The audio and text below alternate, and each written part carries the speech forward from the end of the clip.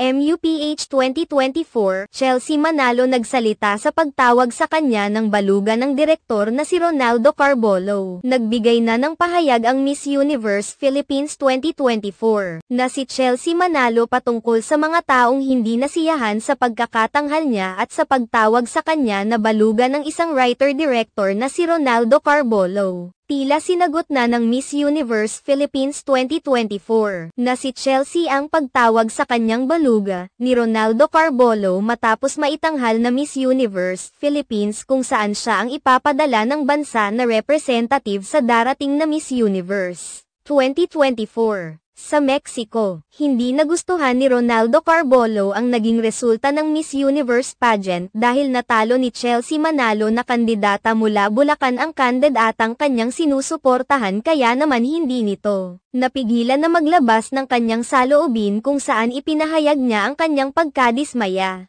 Kaagad naman siyang binatikos ng maraming mga netizens at inihayag ang kanilang pagsalungat kay Ronaldo Carbolo dahil sa pang-ookray niya kay Chelsea Manalo. Samantala, nagbigay naman ng pahayag si Chelsea Manalo sa kamakailang panayam sa kanya matapos may tanong kung ano ang kanyang reaksyon sa mga taong nang ookray sa kanya at duda kung may uuwi ba niya ang ikalimang korona ng Miss Universe sa bansa. Ayon kay Chelsea Manalo, nirerespeto niya ang mga opinyon ng ibang tao laban sa kanya kahit pa ang mga masasakit na salita na ibinabato sa kanya. Ipinahayag rin niya ang kanyang pasasalamat sa kanyang pamilya sa ipinakitang pagsuporta sa kanya. Nagpapasalamat din si Miss Universe Philippines 2024, Chelsea Manalo sa mga taong naniniwalang kaya niyang manalo at mag-stand out sa lahat ng mga delegates mula sa iba't ibang bansa, dahil sa naging pahayag na ito ni Chelsea Manalo. Lalo siyang hinangaan ng maraming mga netizens dahil sa pagpapanatili ng positive vibes at hindi pagpapaapekto sa mga natatanggap na pambabatikos at panghuhusga ng ilang mga kapwa Pilipino.